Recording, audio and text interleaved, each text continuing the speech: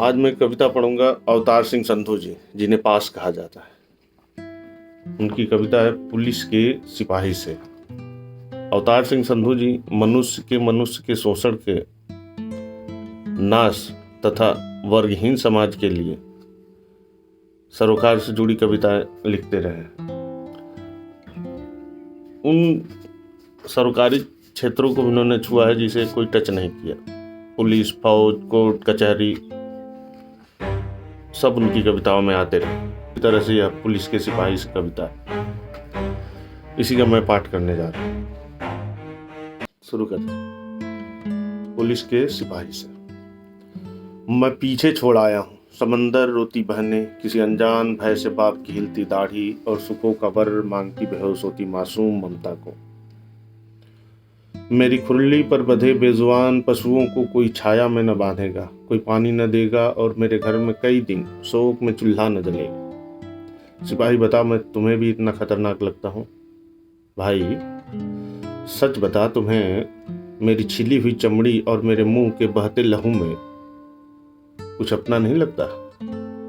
तुम लाख दुश्मन कतारों में बढ़ चढ़ कर शोकिया बघार, तुम्हारी निद्रा, प्यासे नैन और पथराया माथा, तुम्हारी फटी हुई निक्कर और उसकी जेब में तम्बाकू की रच गई जहरीली गंध तुम्हारी चुगली कर रहे हैं। कर नहीं साझी तो बस अपनी यह वर्दी ही नहीं साझी, लेकिन तुम्हारे परिवार के दुख आज भी मेरे साथ साझे हैं। तुम्हारा बाप भी जब सिर के चारे का गट्ठर फेंकता है तो उसकी कसी हुई नसें भी यही चाहती। बुरे का सिर अब किसी भी क्षण बस कुचल दिया जाए। तुम्हारे बच्चों को जब भाई स्कूल का खर्च नहीं मिलता तो तुम्हारी अर्धांगिनी का भी सीना फट जाता। तुम्हारी पी हुई रिश्वत जब तुम्हारी अंतस जलाती है, तुम्हारी पी हुई रिश्वत जब अंतस जलाती है तो तुम भी हुकूमत की सांस नली बंद करना चाहते, जो कुछ ही वर्षों में खा गई। तुम्हारी चंदन जैसी देह, तुम्हारी ऋषियों जैसी मनोवृत्ति और बरसाती हवा जैसा परिवार का लुभावना सुख। तुम लाख वर्दी की ओट में मुझसे दूर खड़े रहो, लेकिन तुम्हारी भीतर की दुनिया मेरी बाजू के बांह डाल रही।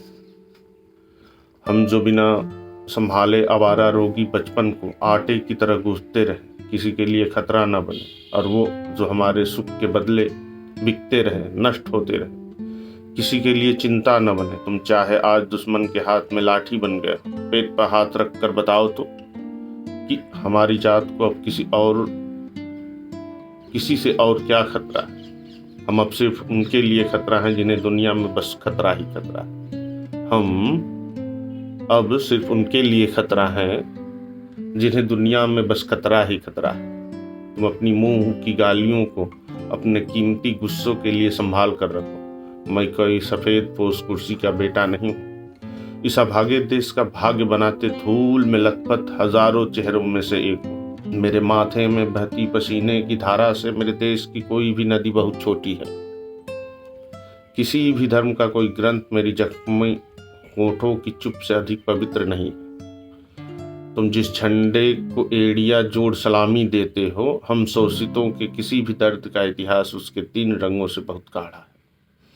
हमारी रूह का हर एक जख्म उसके बीच के चक्र से बहुत बड़ा है। मेरे दोस्त, मैं तुम्हारे कीलो वाले बूट तले कुचला पड़ा माउंट एवरेस्ट से भी बहुत ऊंचा हूँ। मेरे बारे में तुम्हारे कायर अफसर ने गलत बताया कि मैं इस हुकूमत का मारक महादुश्मन हूँ। नहीं, मैंने तो दुश्मनी की अभी पूनी भी नहीं छुई है। मैंने तो दुश्मनी की अभी पूनी भी नहीं छुई। अभी तो मैं घर की मुश्किलों के सामने हार जाता हूँ।